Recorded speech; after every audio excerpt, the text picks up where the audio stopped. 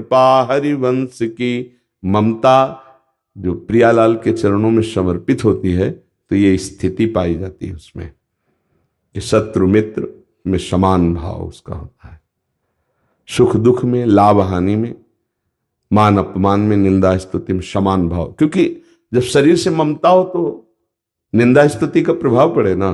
ममता तो चली गई प्रभु के चरणों में, अब क्या? अब जो बहुमान करे को मेरो किए बहुमानत नाही बढ़ाई, और जो अपमान करे को केहू किए अपमान नहीं लघुताई। क्योंकि ममता ही नहीं शरीर में, ममता ही नहीं किसी से, निर्मम हो पर सबसे प्यार है। ये चमत्कार होता है भक्त का। वो निर्ममो निरहंकारा पर सबसे प्यार होता है। सब जीवन सो प्रीति भगवत भाव से, रीति निवाहत आपनी, रीति अपनी निष्काम, किसी से कोई स्वार्थ की प्रीति नहीं, निष्काम भाव से, भगवत भाव से सबसे प्रीति है, और किसी से ममता नहीं। ये बड़ा चमत्कार।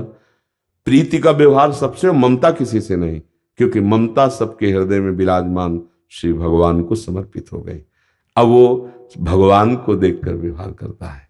निज प्रभु में देखें जगत, तब हमारे अंदर भगवदाकार वृत्ति आती है। कोई व्यक्ति रह ही नहीं गया सृष्टि में, कोई वस्तु नहीं रह गई, तो अनन्य चिंतन तभी तो होगा। अगर वस्तु, व्यक्ति, स्थान, कहीं कुछ ममता है तो उसका चिंतन होगा।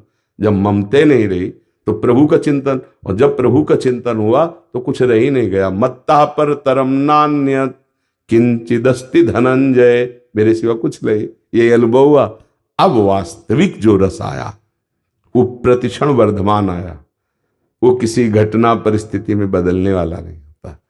तो वो जो उपासक जन है वो जब अपनी ममता को बटोर कर प्रभु के चरणों में समर्पित कर दे तो बात बन जाए।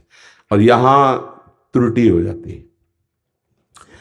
हम नाम जप करेंगे, थोड़ा साधन करेंगे, थोड़ी सेवा करेंगे, पर ममता शरीर में, ममता अपनी मान्यता, प्रियता इंद्रियों की, बहुत समय लग जाता है। साधना को समझना है, ये क्रिया से नहीं होता, ये केवल समझ ठीक होने से होता है।